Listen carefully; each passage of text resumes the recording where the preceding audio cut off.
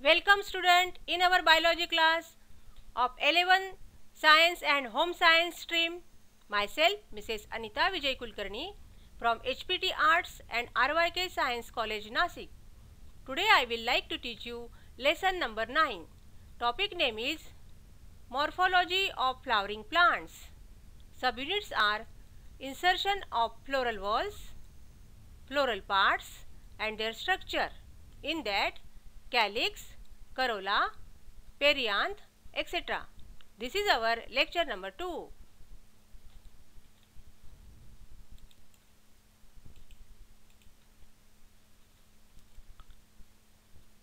Insertion of floral whorls. This is the point of this lecture. First point. The position and arrangement of rest of the floral whorls with respect to gynoecium on the thalamus is known as insertion of floral whorls. Slope of thalamus decide the insertion of floral whorls. Dear student, you know there is a proper arrangement of floral whorls with respect to gynoecium. All the floral whorls are properly arranged on the thalamus because they properly decorate in order to do the flower more attractive, and it is proper for the pollination purpose. So this is the arrangement of the remaining floral whorls, and this arrangement with respect to gynoecium, and because of that the chances of pollination is more. बाकीच्या floral होल्सची म्हणजे calyx, corolla, androecium, gynoecium हे थॅलामसवरती कसे arrange आहेत आणि त्यांची arrangement कशी आहे. Arrangement अशी असते की फ्लावर खूप अट्रॅक्टिव्ह दिसावं आणि पॉलिनेशनसाठी पण ते सोयीस्कर असावं. त्यानुसार त्याचे 3 प्रकार आहे. Types of this insertion: hypogyny, perigyny and epigyny. On the basis of that the flowers are again called as hypogynous flower, perigynous flower and epigynous flower. So this is the first hypogyny or hypogyny condition means what? Hypo means what? Hypo means below and gyne means gynoecium, means below the gynoecium. The ovary occupies the highest position while other floral parts below the ovary. इथे ओव्हरीची highest position आहे थॅलामस वरती आणि बाकीचे floral organs आहे किंवा floral parts जे आहेत जसं androecium, petals, sepals, that are present below the ovary. We know that thalamus having the proper slopes and also different shape of the thalamus in different species. So for that there is a proper arrangement of these floral whorls. जर ovary highest असेल आणि बाकीचे floral parts त्याच्या खाली attach असतील तर त्याला hypogyny condition म्हणतात. Other ovary is said to be superior and the flower is called as hypogynous flower. So in this condition the ovary is superior ovary. Best example is China rose, mustard and brinjal is the example of this hypogynous condition. It is denoted by capital G in the floral formula. The capital G is the symbol for the gynoecium in floral formula, and a small line below this capital G is the indication of what? Superior ovary. Now next look at this diagram. In this diagram we find that this is the hypogynous condition. This is what? Thalamus. Those are the petals, and this is the what? Gynoecium, and ovary at the superior position, remaining floral parts below the ovary. पहा इथे पहा insertion त्यांचं कसं आहे, properly below the ovary आहे पहा, आणि हा थॅलामस आहे. So in this way when you observe this diagram we find that the ovary is a superior in position. Now next is perigyny.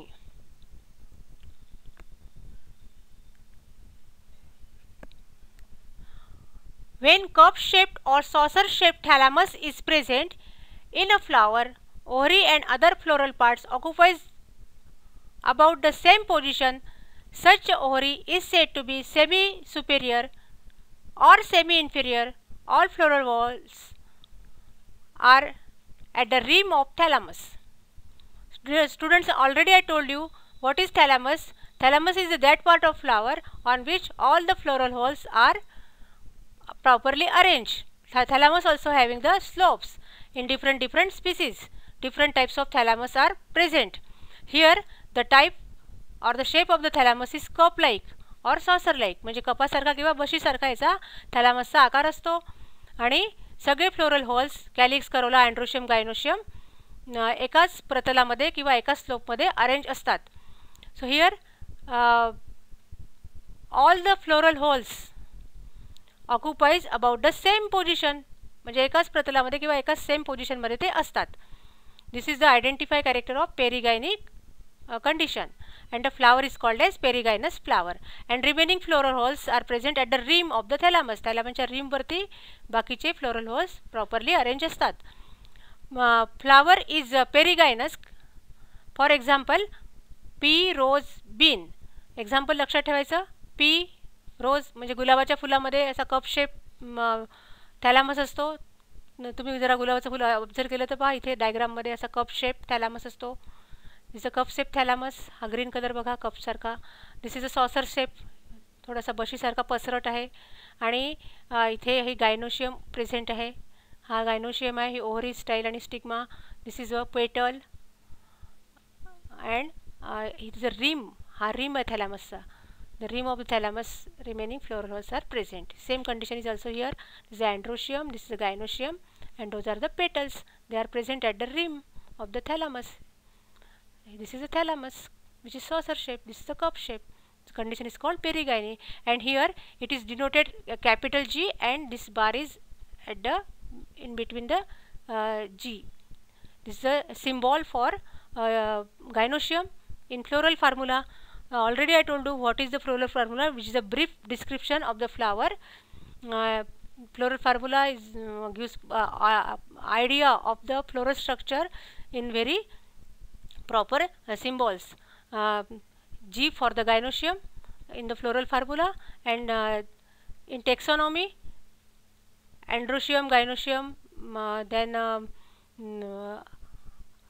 complete flower, incomplete flower, all having the proper symbol. म्हणजे कमी शब्दामध्ये आणि कमी भाषेमध्ये आपण एक काही symbols देऊन काही आपण हा फ्लोरल फॉर्म्युला तयार करू शकतो, जेणेकरून शॉर्टली आपल्याला फुलाचं पूर्ण स्ट्रक्चर कळू शकते.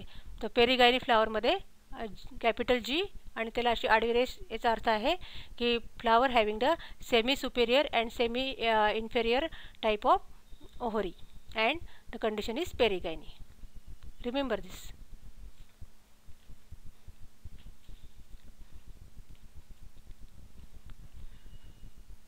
Symbols. Next type is epigyny. Epigyny. Epi means upon or above. When thalamus completely encloses ovary and may show fusion with wall. The other floral parts occupy superior position and ovary become inferior. इथे ovary inferior आहे, लक्षात घ्या. And remaining floral parts are superior. Such a flower is said to be epigynous flower. Best example are sunflower, guava. And in floral formula it is denoted as capital G and bar like line on the above of the capital G. This is a symbol for the ovary while writing in the floral formula. Look at the diagram. This thalamus is completely enclosed the ovary. ovary पूर्ण या thalamus मध्ये insert झाली असं पण म्हणू शकतो. And this, hence the ovary is inferior and remaining floral part are superior. Hence this condition is called epigyny condition, and flower is called as epigynous flower. या figures लक्षात ठेवा, याचे एक्झाम्पल लक्षात ठेवा. 3 टाईप्स आपण पाहिले. कोणते कोणते? Hypogyny, perigyny and last is इपिगायनी.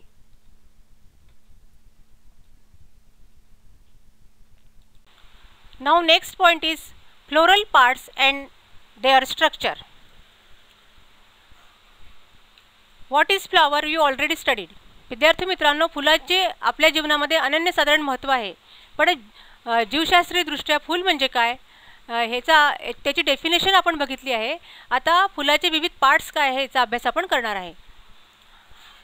All the floral parts develop from thalamus from different nodes. Already I told you, in the flower there are 4 nodes and 3 internodes. They are highly condensed, and all the floral parts they develop from the thalamus. Thalamus is called as receptacle. Thalamus ला receptacle म्हणतात किंवा torus म्हणतात. It is green in color, hence it can perform the process of photosynthesis. Thalamus हिरव्या रंगाचा असतो म्हणून प्रकाश संश्लेषण करू शकतो. So those are important parts of the or important points related with the thalamus. Now before going to detail, we must know all the floral holes means calyx, corolla, androecium and gynoecium, how they develop from the thalamus and how there is a insertion of those floral holes on the thalamus. Thalamus हे वेगवेगळ्या आकाराचे असतात आणि त्यावरती हे floral holes कसे arrange असतात इंटरनोड्सद्वारे याच्यासाठी आपल्याला त्याचा टेक्सोनॉमिक मेथडने अभ्यास करावा लागतो. Taxonomic method means what? Dissect the flower properly and observe all the floral holes. तर फुलाचे ॲक्च्युअल पार्ट्स, कोणता पार्ट्स कसा आहे, कोणत्या रंगाचा आहे हे फ्लावरचं डिसेक्शन केल्यानंतर आपल्याला अगदी कळेल. म्हणून मी अगदी हेबिस्कसचे जे फ्लावर आहे त्या फ्लावरचं डिसेक्शन केलं आहे आणि त्याचे फ्लोरल पार्ट्स तुम्हाला दाखवण्याचा प्रयत्न केलेला आहे. तर this is a complete flower of hibiscus. तुम्हाला माहिती आहे हे जास्वंदाचं फूल आहे. This is the what pedicel of the flower. Above it the thalamus is present. On the thalamus the epicalyx are present, then calyx. Here the petals are present, त्याला corolla म्हणायचं. This is a androecium and inside the androecium gynoecium is there. हे सगळं आपण बाहेरून आपल्याला इतकं सगळं व्यवस्थित दिसत नाही म्हणून आपण त्याचं पटकन डिसेक्शन केलेलं आहे. इथे पहा, this is what the pedicel means this flower is pedicellate. इथे छोटीशी ब्रॅक्ट होती तर this flower is pedicellate and bracteate. Above it this part is called thalamus. आणि थॅलामसला इथे काय आहे? इपिकॅलिक्स अरेंज आहे. Small leaf like outgrowth 5 to 6 epicalyx are present in the hibiscus flower. This is the Malvaceae member. This is the calyx and हा calyx कोणता आहे? Gamosepalous. Gamosepalous calyx हे लक्षात ठेवा. Gamosepalous calyx means all the sepals are fused. This is green in color, hence they do the photosynthesis. आता हे चित्र पाहिल्यानंतर, हा फोटोग्राफ पाहिल्यानंतर आपल्याला अगदी क्लिअर कळेल की हे हिरवं आहे. नंतर all petals 1 2 3 4 5 all the petals, 5 petals they are free, hence it is called as polypetalous corolla. ह्या पाकळ्या सगळ्या फ्री आहे आणि ह्या इथे अरेंज असतात. नाउ कॅलिक्स आणि corolla both are the accessory floral whorls, but androecium and gynoecium is essential floral whorls because they take active part or actual part for the sexual reproduction. Androecium act as a male reproductive organ and gynoecium act as a female reproductive organ. तर ही जी anther tube form झाली आहे, those are the anthers and those are the anther lobes, kidney shaped anther lobes. So anther is present here, which is the male reproductive structure. आणि antherच्या ग्रुपला काय म्हणायचं? Androecium. This is the gynoecium. गायनोशियमचे कोणते कोणते part आहे? आता इथे पहा, पेडिसिल, दिस इज एपिकॅलिक्स दिसत आहे, दिस ओव्हरी, स्टाईल आणि स्टिग्मा.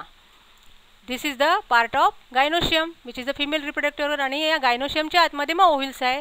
ती आपण TS ऑफ ओव्हरी केली तर आपल्याला त्या स्लाईडच्या माध्यमातून डिसेक्टिंग मायक्रोस्कोपली पेंटालॉक्युलर एक्झाईल प्लॅसेंटेशनची ओव्हरी पण दिसून येते.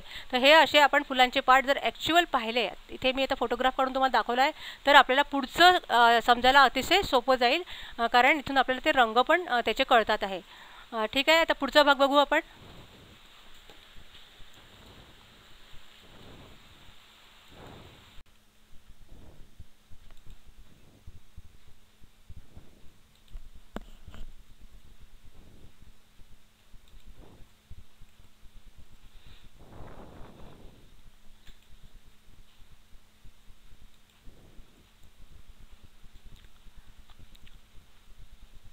calyx K. Calyx is denoted as a capital K in the floral formula. Calyx, it is the outermost floral walls and the individual member is known as sepal. Calyx जे आहे हे सगळ्यात बाहेरचं floral whorl आहे, floral part आहे आणि त्याच्या एका मेंबरला सेपल म्हणतात. हे लक्षात घ्या, sepal. One member is called sepal. Sepals are usually green in color and perform photosynthesis.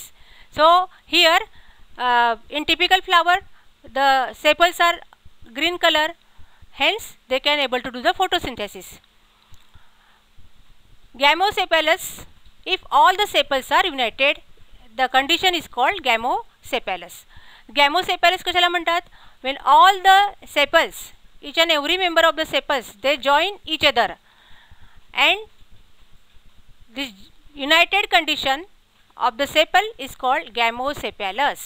For example, China rose. आताच आपण ते फ्लावर बघितले डिसेक्शन मध्ये की flower having the sepals they are united and gamosepalous condition of the China rose calyx. इथे बघा डायग्राममध्ये हा photo gamosepalous calyx in case of China रोज.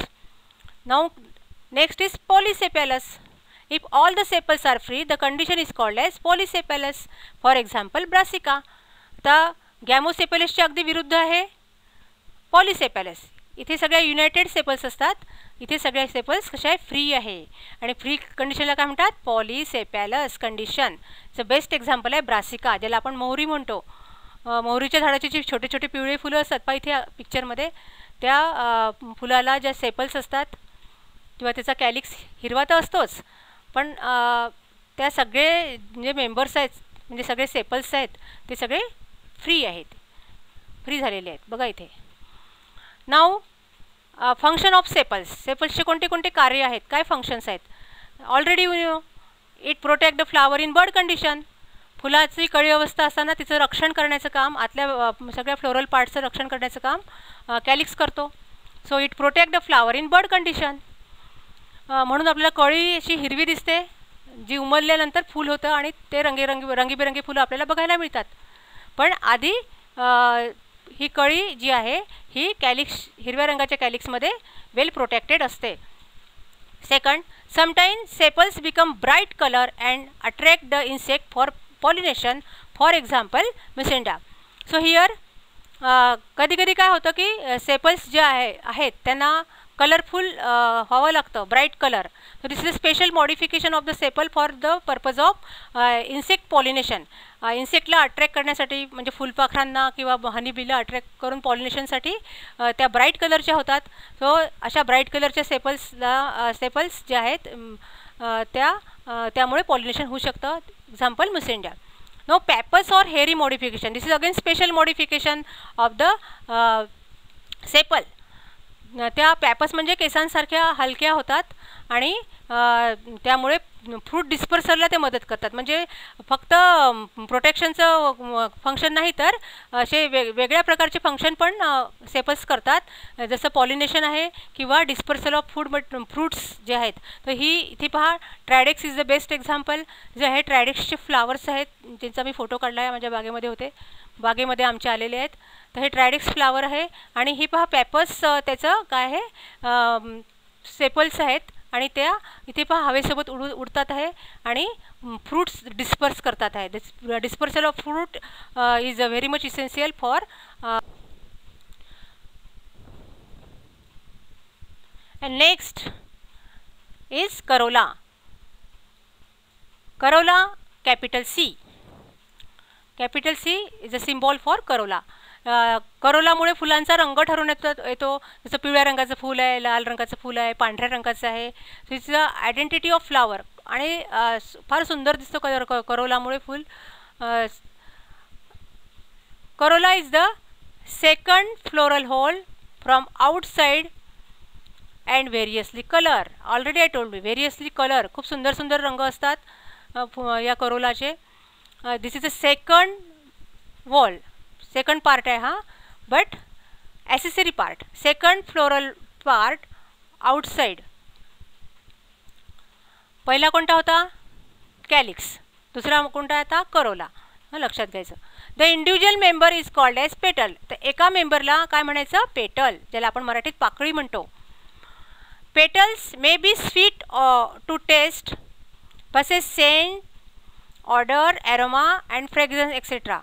तर फक्त ह्या कलरफुल असं नाही, तर इन्सेक्टला अट्रॅक्ट करण्यासाठी, पॉलिनेशनसाठी, फुलपाखरांना किंवा पॉलिनेटिंग एजंटला अट्रॅक्ट करण्यासाठी त्यांची वेगळे त्यांना सुवास असतात फुलांना. ॲरोमा ज्याला आपण म्हणतो, ऑर्डर म्हणतो, सेंट म्हणतो.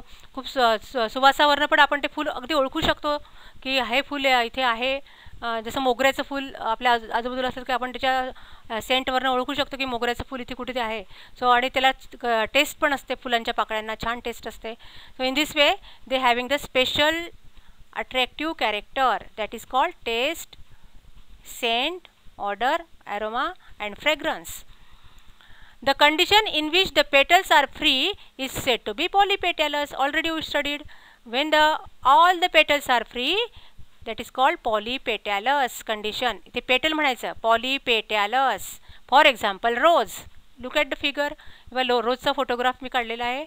हे सगळे माझ्या गार्डनमधले फ्लावर्स आहेत. रोज, all the petals are free. and त्याच्या विरुद्ध काय आहे? गॅमोपेटॅलस. गॅमोपेटॅलस means all the petals are fused. Best example is धतुरा. धतुऱ्याचं फूल जे आहे त्याच्यामध्ये पहा, ह्या सगळ्या करोला जो आहे हा असा सगळ्या पाकळ्या जुळलेल्या आहेत, त्याला पेटल्स म्हणू आपण. All the petals are fuse and they form a funnel shape structure. In case of the Dhatura that is called gamopetalous, and in case of rose, polypetalous. So both example are here. Now what is the function of corolla? The main function of corolla is to attract the different agency for pollination. Already I told you, they attract the insect for cross pollination, and after pollination, fertilization and further process is there, seed formation etc.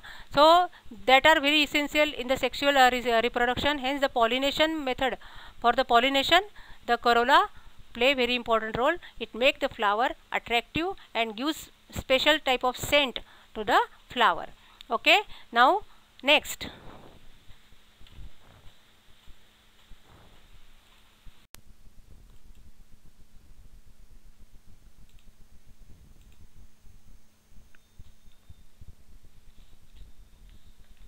next is perianth. Very much interesting floral whorl. In some flowers, many times calyx and corolla remain undifferentiated. Such a member is known as staple. विद्यार्थी मित्रांनो, तुम्हाला calyx माहिती आहे, Corolla माहिती आहे. Mostly calyx green असतो, Corolla रंगीत असतो. त्याच्यामुळे आपण फुलांचे रंग ठरवू शकतो कोणत्या रंगाचं फूल आहे. एका मेंबरला पेटल म्हणतात. पण काही फुलांमध्ये कॅलिक्स आणि करोला आपण डिफरन्शिएट करू शकत नाही. म्हणजे हाच कॅलिक्स आहे, हा करोला आहे असं आपण सांगू शकत नाही. त्याला म्हणतात undifferentiated. Means we cannot identify the calyx corolla separately. That condition of the flower is called as perianth. And such member or one member of the perianth is called tepal. हे लक्षात घ्या, टेपल. आता कॅलिक्सच्या एका मेंबरला काय म्हटलं होतं आपण? सेपल. करोलाच्या एका मेंबरला काय म्हटलं होतं? पेटल म्हणजे पाकळी. तर पेरियांच्या one individual member of the perianth is called tepal. Sepal, petal and tepal. The world of tepal is known as perianth. तर टेपलच्या ग्रुपला काय म्हणतात? Perianth. If all the tepals are free, the condition is known as polyphylous. हा पुन्हा एकदा नवीन शब्द आहे आपल्यासाठी, polyphylous. When all the tepals are free, that is called as polyphylous tepal, and if they are fused, the condition is called as gamophilous. Perianth मध्ये कोणती condition असते? गॅमोफिलस. जर सगळ्या टेपल एकमेकांशी फ्यूज असतील तर. Now next is sepaloid perianth.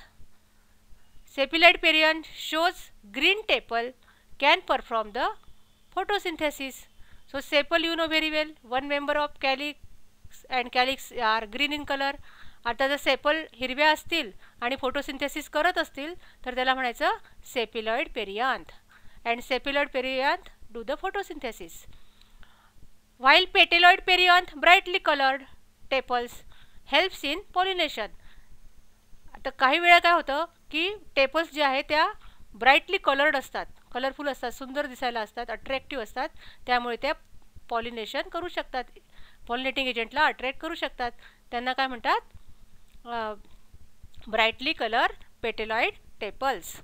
So because of that the tepal having two different function in different flower, means sometimes they do the photosynthesis and sometimes they also take part in the pollination in different species. Again very important function of the tepal is what? It protect the other floral walls. म्हणजे जे other floral walls आहे जसं androecium असतील, gynoecium असतील, त्यांचं सुद्धा ते protection करतात. Means they are also protective in nature. Example is lily, amaranthus and celosia. Those are the example for the what? Tepals. So you observe this picture for the water lily. This is also example of what? The perianth flower which having the tepals. So in this way today we studied the insertion of floral whorls in that hypogyny condition, perigyny and epigyny condition of the insertion of floral whorl, as well as floral parts and their structure in that calyx, corolla and perianth. That's all for today. Have a nice day. Thank you very much.